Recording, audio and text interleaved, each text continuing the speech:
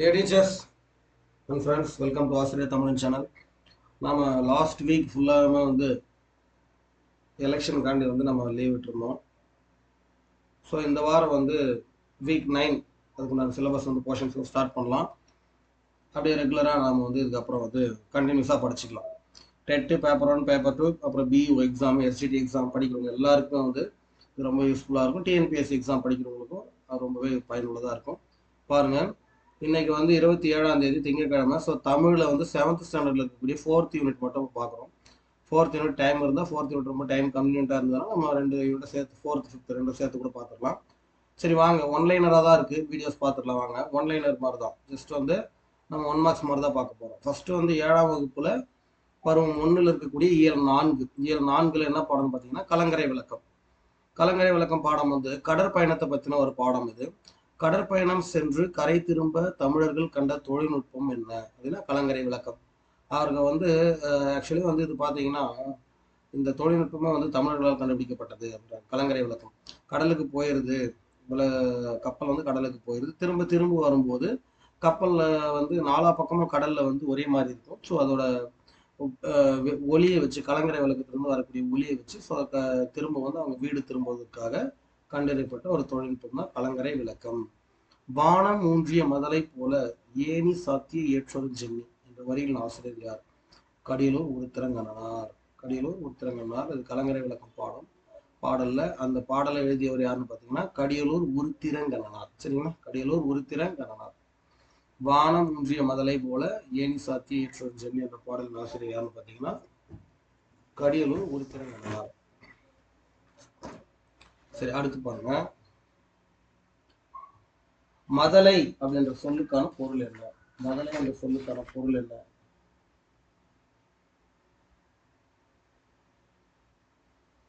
So அது இரண்டாம் பருவத்தில் வருது. சரிங்களா, முதல் பருவத்தில் இருக்கீங்களா, இரண்டாம் பருவத்தில் வருது. 4வது பாடும் போது இரண்டாம் பருவத்தில் வந்துடும். இது வந்து முதல் பருவம்னு சொல்லியிருப்பேன். ஸோ டேர்ம் வந்து பார்க்கும்போது இது செகண்ட் டேர்ம். ஓகேங்களா. மதலை என்றால் தூண், நெகிழி நெகிழி அதாவது கீழி நெகிழி என்றால் தீச்சுடர், அழுவம் என்றால் கடல். இது நமக்கு தெரிஞ்சிருக்கும். பவ்வம் என்றால் கடற்கரை, பவ்வம் என்றால் கடற்கரை, அழுவம் என்றால் கடல். வேயா மாடம் என்றால் வைக்கோல் போன்றவற்றால் வேயப்படாத திண்மையாக சார்ந்து பூசப்பட்ட மாடம். வேயா மாடம் என்றால் இதுதான். வேய்தல் அப்படின்னா நெய்தல், வேய்தல் அப்படின்னா என்ன அர்த்தம்னாக்கா அது வந்து இந்த வைக்கோல், அப்புறம் அந்த கூடை முடைதல்னு சொல்லும் பார்த்தீங்களா, அந்த மாதிரி. வேயாதனா பின்னாத. ஸோ வேயாத மாடம்னா இப்போ பின்னாத மாடம் எப்படி இருக்கும்? சாந்தினால் வந்து சிமெண்ட்டினால் வந்து பூசப்பட்ட மாடம், அதுதான் அப்படி சொல்றாங்க. சென்னி என்றால் உச்சி, இது நமக்கு தெரியும். உறவு நீர் என்றால் பெருநீர் பரப்பு, கடல் பகுதியை சொல்றோம். கரையும் என்றால் அழைக்கும். உருத்திரங்கண்ணனார் எந்த ஊரை சேர்ந்தவர்? கடலூர். அதுதான் நம்ம கடலூர் உருத்திரங்கண்ணனார் சேர்த்து படிக்கிறோம். உருத்திரங்கண்ணனார் 10 பாட்டில் எந்தெந்த நூல்களை எழுதியுள்ளார்? பட்டினப்பாலை, பெரும்பாலாற்றுப்படை. சரிங்களா, உருத்திரங்கண்ணனார் வந்து 10 பாட்டில் எந்தெந்த நூல்களை எழுதியிருக்காரு? பட்டினப்பாலை எழுதியிருக்காரு, பெரும்பாலாற்றுப்படை இரண்டுத்தையும் வந்து நூல்களை எழுதியிருப்பாரு. பெரும்பாலாற்றுப்படையின் பாட்டுடை தலைவனாக இருந்தவன் தொண்டைமான் இளைந்திரையன். சின்ன தொண்டைமான் என்கிற பெரும் பான் போது பெரிய பானை, பெரிய பானையில ஒரு கூழை வந்து பருகிறானா அவன் வந்து தொண்டை பெரியதாக இருக்கும் அப்படின்னு நீங்க கம்பேர் பண்ணி புரிஞ்சுக்கலாம். அப்படி புரிஞ்சுக்கிட்டீங்கன்னா வந்து சும்மா ஜஸ்ட் ஒரு ஹிண்ட் மாதிரி வச்சுக்கிட்டீங்கன்னா தொண்டைமான் இளைந்திரையன் ஈஸியா எடுத்துடலாம் நீங்க. ஓகே, அப்ப பெரிய பானையில ஒருத்தன் வந்து குடிக்கிறான், ஒரு பெரிய கூழ் குடிக்கிறான் அப்படின்னா நீங்க அதை வந்து எப்படி பார்ப்பாங்க? எல்லாரும் உத்து உத்து பார்ப்பாங்க, கண்ணை உருட்டி உருட்டி பார்ப்பாங்க. அப்போ உருத்திரங்கண்ணனார் நீங்க வச்சுக்கோங்க. சார் இதெல்லாம் என்னங்க சார்னா இதெல்லாம் ஒன்றும் இல்லை, ஒரு ஷார்ட் கட், ஒரு ஹிண்ட். இந்த 10 பாட்டில் ஒரு 10 நூல் வரும், 8 தொகையில் ஒரு 8 நூல் வரும். இது இல்லாமல் 17 கணக்கில் ஒரு 18 நூல்கள் இருக்கும். ஸோ இப்போ இதெல்லாமே இது இல்லாமல் வந்து நமக்கு இலக்கியங்கள் ஏகப்பட்டது இருக்குது. இதெல்லாம் வந்து உங்களுக்கு கன்ஃபியூஸ் ஆகக்கூடாது அப்படிங்கிறதுக்காக ஒரு சில ஹிண்ட்டை வந்து நம்ம ரொம்ப சில்லியாக ஞாபகம் வச்சுக்கிட்டோம்னா மறக்காமல் இருக்கும். அதுக்காக தான் வச்சுருக்கிறோம். பாட்டுடை தலைவன் பற்றி பார்க்கும்போது பெரும்பாலாற்றுப்படையில் வந்து தொண்டைமான் இளைந்திரையன். ஓகேங்களா, பெரும்பாலாற்றுப்படை வந்து உருத்திரங்கண்ணனார், கடலூர் உருத்திரங்கண்ணனார். ஸோ இப்போ இது வந்து உங்களுக்கு ஈஸியாக ஞாபகம் வரும். வள்ளல் ஒருவரிடம் பரிசு பெற்று திரும்பும் புலவர் பாணர் போன்றோர் அந்த வள்ளலிடம் சென்று பரிசு பெற்று வந்த பிறகு வழிகாட்டுவதாக பாடப்பட்ட இலக்கியம் எது அப்படின்னா அதுதான் வந்து என்னது? ஆற்றுப்படுத்தும் இலக்கியம், ஆற்றுப்படை இலக்கியம்னு சொல்லுவாங்க. சரி, வச்சு பெருசு பண்ணிப்போம். உறவு நீர் நம்ம ஏற்கனவே பெருநீர் பரப்புன்னு படித்தோம். உறவு நீர் அழுவம் என்றால் கடல்னு பார்த்தோம். இது தொடரில் அழுவம் என்பதன் பொருள் என்னன்னா கடல். நம்ம ஏற்கனவே படிச்சதுதான். பவ்வம் என்றால் கடற்கரைன்னு நான் எப்பவும் சொல்லியிருக்கேன். கடல் துறைமுகம் அறியாமல் கலங்குவான எது? மரக்கலங்கள். சரி, 10 பாடல் உள்ள என்னன்னா முருகு பொருணாறு 12 முல்லை பெருகு வளமதுரை காஞ்சி கோல நெடுநில் வாடை கோல் குறிஞ்சி பட்டின பாலை அப்படின்னு சொல்லிட்டு இந்த பாடலோட வரிசைகளை குறிக்கிற ஒரு பாட்டே இருக்கு. சரியா, சங்க இலக்கியத்துல ஒரு பாட்டே இருக்கு. அதுதான் முருகு பொருணாறு 12 முல்லை அப்படின்னு சொல்லி வரும். சரிங்களா, பெருகு வளமதுரை காஞ்சி கோட நடுநில் வாடை கோல் குறிஞ்சி பட்டின பாலை சொல்லுவாங்க. ஸோ அப்போ திருமுருகாற்று படை முதல்ல, புறநராற்று படை இரண்டாவது, பெரும்பானாற்று படை மூன்றாவது, 4வது மதுரை காஞ்சி, 5வது நெடுநல் வாடை குறிஞ்சி பாட்டு பட்டினப்பாலை மலைப்படுகடாம்.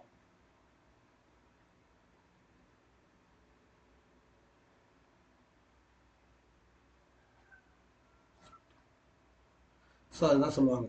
முருகு இது பாருங்க, முருகு பொருநாறு 12 பெருகு வளமதுரை காஞ்சி கோல நெடுநல் வாடை கோல் குறிஞ்சி பட்டினப்பாலை கடா தொடும் 10 அப்படின்னு சொல்லுவாங்க அந்த பாடல். ஓகே, ஸோ அந்த 10 பாட்டு நூல்களை வந்து வரிசையை ஞாபகம் வச்சுக்கான பாடல் அது. நீங்கள் சார் நான் எப்படி ஞாபகம் வச்சுப்பேன் அப்படின்னா ஞாபகம் வச்சுக்கலாம். திருமுருகாட்டுப்படை, புறநாட்டுப்படை, பெரும்பாலாட்டுப்படை, சிறுபான்மைப்படை, மதுரை காஞ்சி வடை குறிஞ்சி பாட்டு பட்டின மலை மலைப்படுகலாம் அப்படின்னு சொல்லி நான் ஞாபகம் வச்சுப்பேன் சார்னா ஓகே கூல், ஒன்றும் பிரச்சனை இல்லை. அடுத்து 2வது தலைப்பு போகிறோம். கவின்மிகு கப்பல். கவின்மிகு கப்பல். கவின் என்றால் இந்த இடத்துல அழகு என்று பொருள், அழகு மிகுந்த கப்பல் என்று பொருள். உலகு கிளர்ந்தன்ன உருகெழு வங்கம் புலவுத்திரை பெருங்கடல் நீரிடை போழ என்ற வரிகளின் ஆசிரியர் யார் அப்படின்னா மருதன் இளநாகனார். மருதன் இளநாகனார். உலகு கிளர்ந்தன்ன உருகெழு வங்கம் புலவுத்திரை பெருங்கடல் நீரிடை போழ என்ற வரிகளின் ஆசிரியர் யார்? மருதன் இளநாகனார். உரு என்றால் அழகு, போழ என்றால் பிளக்க, வங்கூழ் என்றால் காற்று, வங்கூழ் என்றால் காற்று, நீகான் என்றால் நாவாய் ஓட்டுபவர், நீகான் என்றால் நாவாய் ஓட்டுபவர், வங்கம் என்றால் கப்பல் தெரியும், எல் என்றால் பகல். சரிங்களா, எல் என்றால் பகல். இதுல இருந்துதான் வந்து இந்த ஏற்பாடு அப்படிங்கிற ஒரு சிறு பொழுதுல நம்ம ஏற்பாடுன்னு சொல்லுவோம் இல்லையா, அது வந்து இந்த எள்ளில் இருந்தா பிறந்தது. அடுத்து கோடு உயர். கோடு என்றால் மலை இல்லையா, அந்த மாதிரி கரை உயர்ந்த அப்படின்னு ஞாபகம் வச்சுக்கோங்க, உயரமானது. மாட ஒள்ளெரி என்று அழைப்பார்கள். இது ரொம்ப முக்கியமானது. மாட ஒள்ளெரி என்றால் கலங்கரை விளக்கம். மாட ஒள்ளெரி என்றால் கலங்கரை விளக்கம். மருதன் இளநாகனார் கலித்தொகையில் எந்த திணையில் 31 பாடல்களை பாடியுள்ளார்? மருதத்திணையில். மருதன் இளநாகனார் மருதத்திணையில் 31 பாடல்களை கலித்தொகையில் பாடியதால் தான் இவர் மருதன் இளநாகனார் என்று பெயர் பெற்றார். அது தெரிஞ்சுங்க. அகநானூறு எந்த நூல்கள் ஒன்று? 8 தொகை நூல்கள் ஒன்று. அகநானூறு 8 தொகை நூல்கள் ஒன்று. அதுக்கும் ஒரு பாடல் இருக்கு. ஆக்சுவலி வந்து எனக்கு ஞாபகம் வரும்போது சொல்லிடுறேன். அகநானூர்ல வந்து மொத்தமா அகநானூறு என்பது வந்து 8 தொகை நூல்களில் ஒன்று. அகநானூறு வந்து 400 பாடல்களில் உடையது. இது வந்து 8 தொகை நூல்களில் ஒன்று. அகநானூரின் வேறு பெயர் என்ன? நெடுந்தொகை. அகநானூரின் வேறு பெயர் நெடுந்தொகை. 8 தொகை நூல்கள் யாவை? நற்றிணை, குறுந்தொகை, ஐங்குறுநூறு, 10 பரிபாடல், கலித்தொகை, அகநானூறு, புறநானூறு.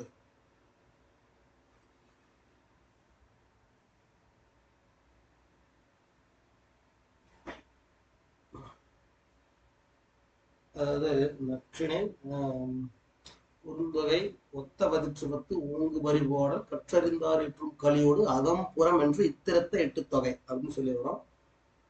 நற்றிணை, நல்ல குறுந்தொகை, ஐங்குறுநூறு, ஒத்த 10 ஊங்கு பரிபாடல், கற்றறிந்தார் ஏற்றும் கலியோடு அகம் புறம் என்று இத்திரத்த 8 தொகை. இதுதான் அந்த பாடல். ஸோ அப்போ 8 தொகை நூல்களை பற்றி லைனா நற்றிணை, குறுந்தொகை, ஐங்குறுநூறு, 10 பரிபாடல், அகநானூறு, புறநானூறு, கலித்தொகை சொல்லி ஞாபகம் நீங்க வச்சுக்கலாம். இதுலயே வந்து அகத்திணை பற்றிய நூல்களும் இருக்கு. இது அகத்திணை பற்றிய நூல்கள். சரிங்களா, அகம்புறம் என்ற நூல்களும் இருக்கு. பரிபாடல், அகம், புறம், மீது எல்லாமே வந்து புறப்பாடல்களை பற்றி பாடல்களா இருக்கும். சரிங்களா, ஓகே. இது வந்து நம்ம இலக்கியத்தை பத்தி கொஞ்சம் விரிவா பார்க்கும்போது நம்ம படிக்கலாம். இலக்கியத்தை பத்தி பார்க்கும்போது இதை படிக்கலாம். எதெல்லாம் வந்து பெரிய கிளாஸ்லயே சொல்லிடுவாங்க, இதுல எதெல்லாம் வந்து அகம், எதெல்லாம் வந்து புறம் அப்படின்னு சொல்லி. சரிங்களா, ஸோ இப்போ 7th ஸ்டாண்டர்ட் தேவையில்லை. மக்கள் வெளிநாடுகளுக்கு எதை வேறு சொன்னால் வங்கம். வங்கம்னா என்றால்னா கப்பல். கப்பல் தான் வந்து வங்கம் அப்படின்னு சொல்லுவாங்க. கப்பல் தான் வந்து வங்கம். காற்று தான் வந்து வங்கூழ். புலால் நாற்றமுடையதாக அகநானூறு எதை கூறுகிறது? கடல். கடல் வந்து புலால் நாற்றமுடையதாக கூறுகிறது. பெருங்கடல் எப்படி பிரிக்கலாம்? பெருமை கூட்டல் கடல்னு பிரிக்கலாம். இன்று கூட்டல் ஆகி என்ற சொற்களை வந்து சேர்த்து எழுதினால் இன்று ஆகி என்று கிடைக்கும். அடுத்து மூன்றாவது தலைப்பு பார்ப்போம். தமிழர்களின் கப்பல் கலை. தமிழர்களின் கப்பல் கலை. நமக்கு கிடைத்துள்ள மிக பழமையான நூல் எதுன்னு பார்த்தீங்கன்னா தொல்காப்பியம். நமக்கு கிடைத்துள்ள மிகவும் பழமையான நூல் எது? தொல்காப்பியம்.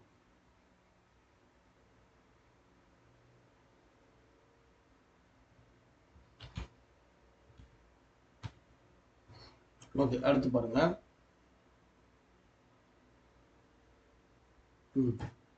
நமக்கு கிடைத்த பழமையான நூல் வந்து பார்த்தீங்கன்னா தொல்காப்பியம். தமிழின் பழமையான நூல்னு பார்த்தீங்கன்னா அது அகத்தியம்னு போகும். ஆனால் அது நமக்கு கிடைக்கல இல்லையா? கடல் நீர் பழக்கத்தை முன்னீர் வழக்கம் என்று கூறும் நூல் எது?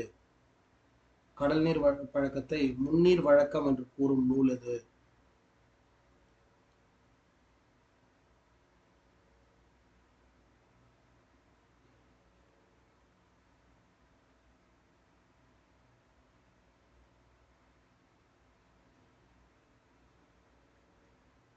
முழுசா இல்லை.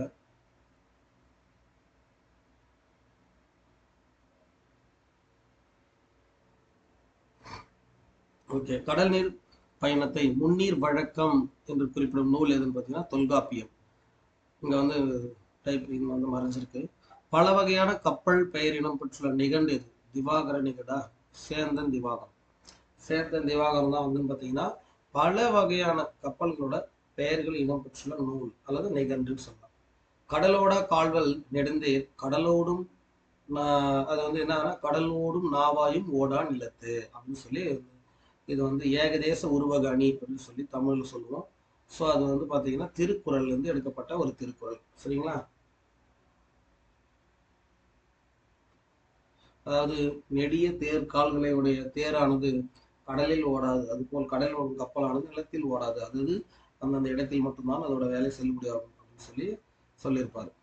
அடுத்து பாருங்க, சிறிய நீர்நிலைகளை கடக்க உதவியதுன்னு தோணி, ஓடம், படகு, புனை, மிதவை, தெப்பம் இதெல்லாம் வந்து என்னன்னு பார்த்தீங்கன்னா சிறிய நீர்நிலைகளை கடக்க உதவியவை. தமிழர்கள் கடல் பயணம் மேற்கொள்ள உதவிய பெரியவை எது அப்படின்னு சொன்னா களம், வங்கம், நாவாய் இதெல்லாம் வந்து பெரிய கப்பல்களை குறிக்கும் பெயர்கள். கப்பல் கட்டுபவரை கம்மியர் என்று அழைத்தார்கள். கப்பல் கட்டுபவர்களை கம்மியர் என்று அழைத்தார்கள். கம்மியர் பற்றி அறிய உதவும் நூல் எதுன்னு பார்த்தீங்கன்னா மணிமேகலை. கப்பல் கட்டும் கலைஞர்களை பற்றி அறிய உதவும் நூல் மணிமேகலை. சரிங்களா? அதே மாதிரி பசி, உணவு, உணவிடுதல், அறம் இதை பத்தி எல்லாம் பேசக்கூடிய நூல் பார்த்தீங்கன்னா அதுவும் மணிமேகலை தான். கப்பல் கட்டும் கம்மியர்களை பற்றி அறிய உதவும் நூல் தான் மணிமேகலை தான். களஞ்சை கம்மியர் வறுக்கென பூவை என்ற வரிகளிடம் சொல்லுவோம் மணிமேகலை. இதுக்கான உதாரணம் தான். களம் செய்யும் கம்மியர்கள்.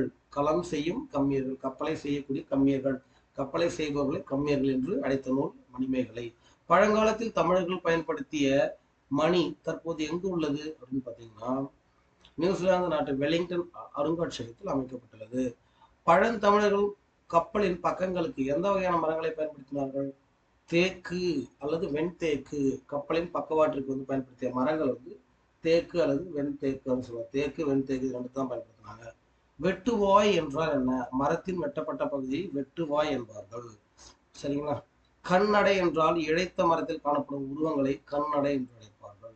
இழைத்த மரங்களை அதாவது ஒரு சில மரங்கள் நம்ம இழைக்கும் போது அது பார்த்தீங்கன்னா ஃபுல்லா ஒயிட்டா இருக்காது. அங்கங்க வந்து இந்த மாதிரி வந்து அந்த இடத்துல என்ன இருக்கும்?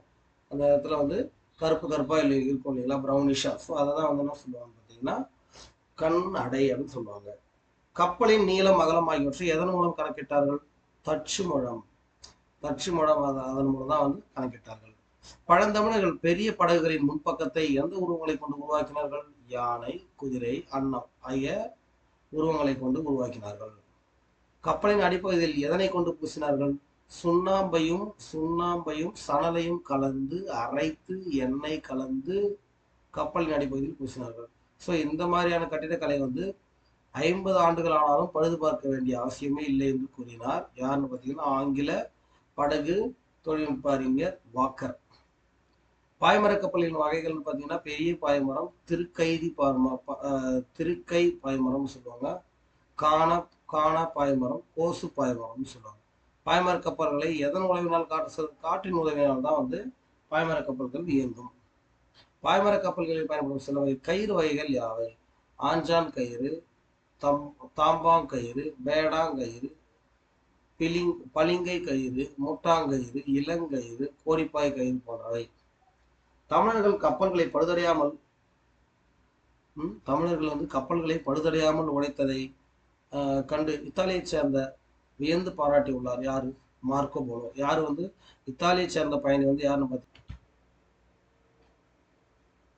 தமிழர் கப்பலின் பாய் மற்றும் கயிற்றில் பழுது ஏற்படும் போது மரப்பிசனை கொண்டு இணைத்தனர் என்று கூறும் நூல் எது? பறிபோடல். தமிழர்கள் என்ன பண்ணாங்க? கப்பலின் பாய் மற்றும் கயிற்றில் பழுது ஏற்படும் போது அதை பிசின் கொண்டு அதை ஒட்டினாங்க, மரப்பிசின் அப்படின்னு சொல்லி பறிபோடல். கப்பலின் முதன்மையான உறுப்பு அதுதான் எறா அப்படின்னு சொல்லுவாங்க. அதுதான் அடிமரத்தை தான் எறான்னு சொல்லுவோம். சரி, கப்பலின் குறுக்கு மரம் பருமல் என்று அழைக்கப்படுகிறது. கப்பலின் முதன்மையான உறுப்புனா எறா, அப்புறம் பருமல், பங்கு, கூம்பு, பாய்மரம், சுக்கான், நங்குரம் ஆகியவை கப்பலின் முதன்மையான உறுப்புகள். எறா மட்டும். சரியா? இதெல்லாம் கப்பலின் உறுப்புகள்.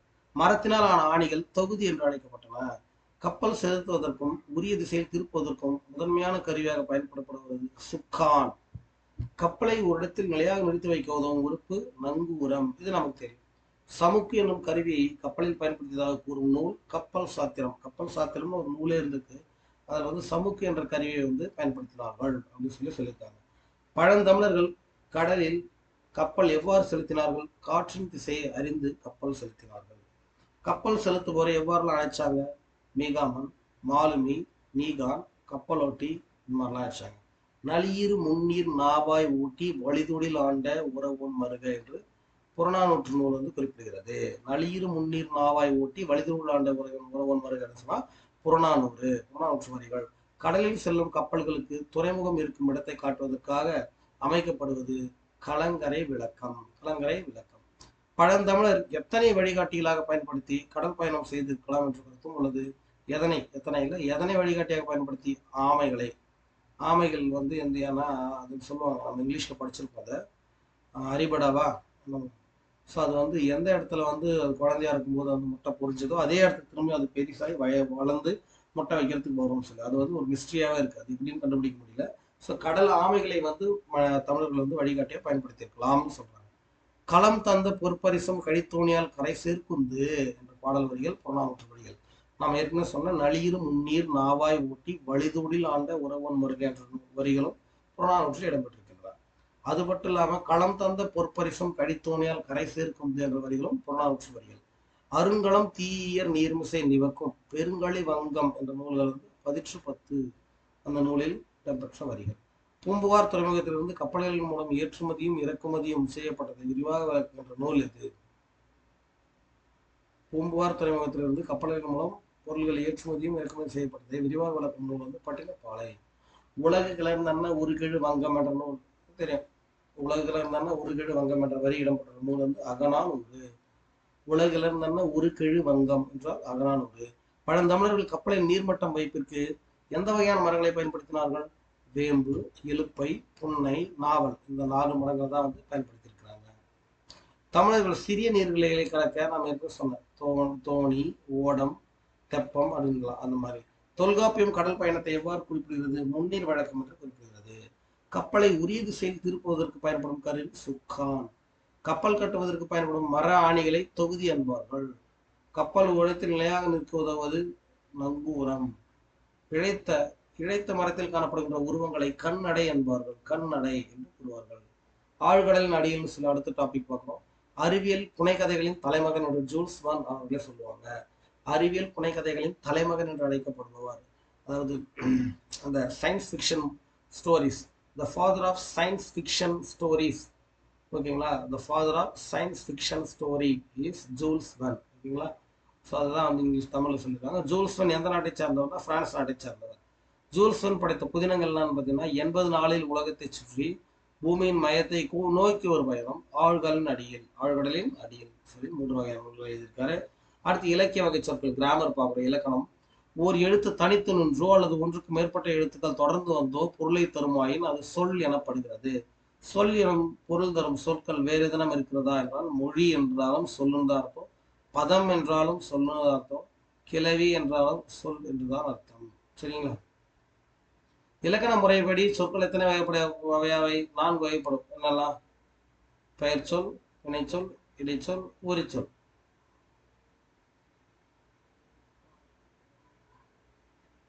சொற்கள் வந்து எத்தனை வகைப்படும் பார்த்தீங்கன்னா 4 வகைப்படும். அவை என்னெல்லாம்? பெயர் சொல், இலக்கண முறைப்படி பெயர் சொல், பெயர் வினை இடை உரின்னு சொல்லுவோம். ஸோ அதை பெயர் சொல், வினைச்சொல், இடைச்சொல், உரிச்சொல். எளிதில் பொருள் விளங்கும் வகையில் அமைந்த சொற்கள் இயல்பான அமைந்த சொற்கள் இயற்சொற்கள். இலக்கிய முறைப்படி சொற்கள் எத்தனை வகைப்படும் பார்த்தீங்கன்னா 4. அதுதான் இயற்சொல், திரிசொல், திசைச்சொல், வடைசொல். இயற்சொல், திரிசொல், திசைச்சொல், வடசொல். அப்போ இந்த இலக்கிய முறைப்படி அமைந்த சொற்கள் வந்து எத்தனை வகைப்படும் கேட்டீங்கன்னா அதுவும் 4 வகைப்படும். இலக்கண முறைப்படி அமைந்த சொற்கள் எத்தனைன்னு பார்த்தீங்கன்னா அதுவும் 4 வகைப்படும். இலக்கிய முறைப்படி அமைந்த சொற்கள் எத்தனைன்னு பார்த்தீங்கன்னா அதுவும் 4 வகைப்படும். சரி, அதனால சொல்ல தெரியும் உங்களுக்கு. பெயர் சொல், வினைச்சொல், இடைச்சொல், உரிச்சொல் அப்படின்னு சொன்னால் அது இலக்கண முறைப்படி. இயற்சொல், திரிசொல், திசைச்சொல், வடசொல் என்றால் அது வந்து இலக்கிய முறைப்படி. இயற்சொல் அப்படி அதுல வந்து இயற்சொல் எத்தனை வகைப்படும் பார்த்தீங்கன்னா 4 வகைப்படும். அதுவும் 4. என்னது? பெயர், வினை, இடை, உரி அப்படின்னு சொல்லி அதை வந்து இலக்கண முறைப்படி பிரிக்கிறோம். 4 வகையா பிரிக்கிறோம். சரி, என்னதான் வந்து அது இலக்கியத்தை சார்ந்த சொல்லா இருந்தாலும் அதை 4 வகையா இலக்கணம் சார்ந்து பிரிக்கிறோம். பெயர் இயற் சொல்னா வந்து எல்லாரும் அறியக்கூடியது மண், பொன் இதெல்லாம். வினை இயற் சொல்றது நடந்தான் வந்தான். இடை இயற் சொல்றது அவனால் இவனால். ஸோ இதில் உரிய இயற் சொல்றது மாணவர். இதெல்லாமே நமக்கு தெரியும். கற்றோருக்கு மட்டும் விளங்குவதாக இலக்கியங்களை மட்டுமே பயின்று வருவதாக இருப்பதுதான் திரிசொல். கற்றோருக்கு மட்டுமே விளங்கும் வகையில் அமைந்துதான் அதுல திரிசொல். சரி, திரிசொல் எத்தனை வகைப்படும்னா அதுவும் 4 வகைப்படும். பெயர், வினை, இடை, உரின்னு சொல்லி அதுவும் வந்து 4 வகைப்படும். உதாரணத்துக்கு பெயர் திரிசொல் என்றால் படித்தவர்களுக்கு மட்டும் விளங்கக்கூடிய வகையில் அமைந்தது அழுவம், விளங்கம் இதெல்லாம். வினை உரிசொல் என்றால் இயம்பினான், பயின்றான், பகன்றான் இப்படிலாம் சொன்னோம்னா இது படிச்சவங்களுக்கு மட்டும் தான் புரியும். ஆகையினாலதான் அது திரிசொல்னு சொல்லுவோம். இடை திரிச்சொல் அன்ன, மான, உவப்ப, போல, புறைய இதெல்லாம் சொல்லுவோம். இதெல்லாம் வந்து இடையில தான் வரும். இதுக்கெல்லாம் மீனிங் வந்து படிக்காதவர்களுக்கு தெரியாது. படித்தவர்களுக்கு மட்டுமே அறியக்கூடிய வகையில் இருக்கக்கூடிய சொற்கள் வந்து திரி சொற்கள். அடுத்து உரி திரி சொற்கள். நனி, கூர், கழி இதெல்லாமே வந்து என்னதுங்க? உரி திரு சொற்கள். கடைசியா திசை சொற்கள் பார்ப்போம். வடமொழியிலிருந்து வந்த தமிழ் இடம்பெற்றுள்ள சொற்கள் திசை சொற்கள் அழைக்கப்படுகின்றன.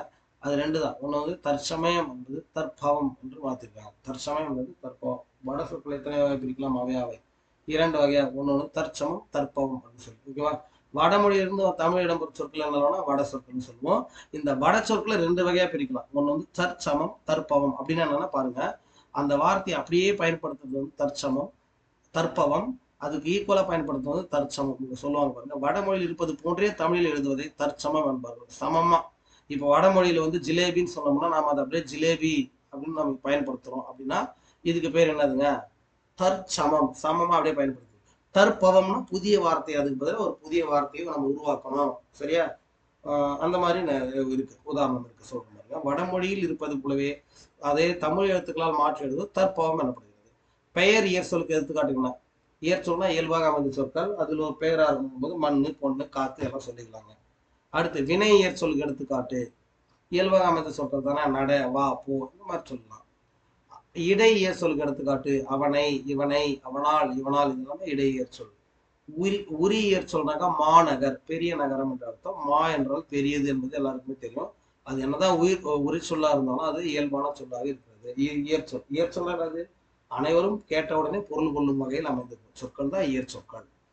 பெயர் திரிசொல் என்றால் என்ன? திரிசொல் என்றால் படித்த உடனே படித்தவர்களுக்கு மட்டுமே விளங்கும் வகையில் அமைந்திருக்கிறது.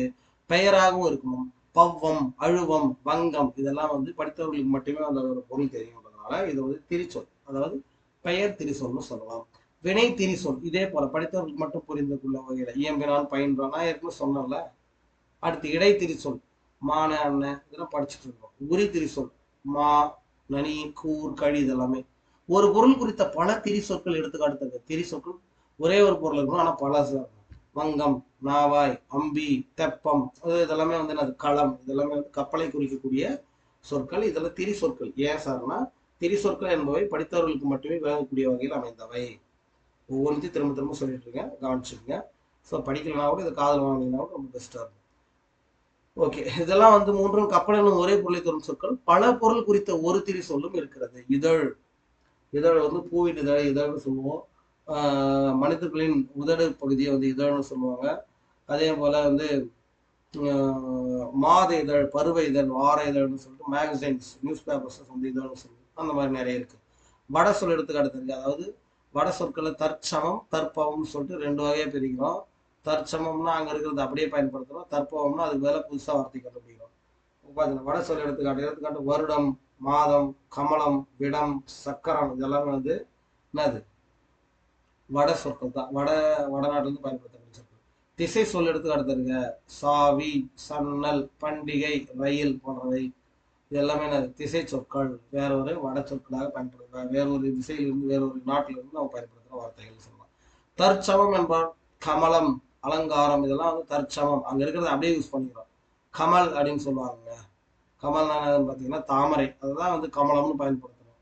அலங்கார் அப்படின்னு சொல்லுவாங்க, அதுதான் வந்து நம்ம அலங்காரம்னு அப்படியே பயன்படுத்துறோம். இதெல்லாம் வந்து நாட்டில் பயன்படுத்தக்கூடிய வார்த்தைகளை அப்படியே சேமா பயன்படுத்தோம்னா அது தற்சமம். அதுக்கு பதிலாக வேற வார்த்தைகளை நம்ம உருவாக்கணும்னா நீங்க பாத்துங்க விடம், அவங்க வந்து விஷம்னு சொன்னாங்க, நாம என்ன பண்றோம் அதை விடம்னு மாத்துறோம்.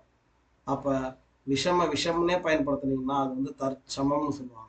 விடம்னு மாத்தி தமிழ்ல நம்ம அது புதிய வார்த்தையை கண்டுபிடிக்கணும்னா அது தற்பவம். எல்லாருக்கும் எளிதில் பொருள் விளங்கும் சொற்கள் இயற் சொற்கள். பல பொருள் தரும் ஒரு சொற்கள் திரி சொற்கள்.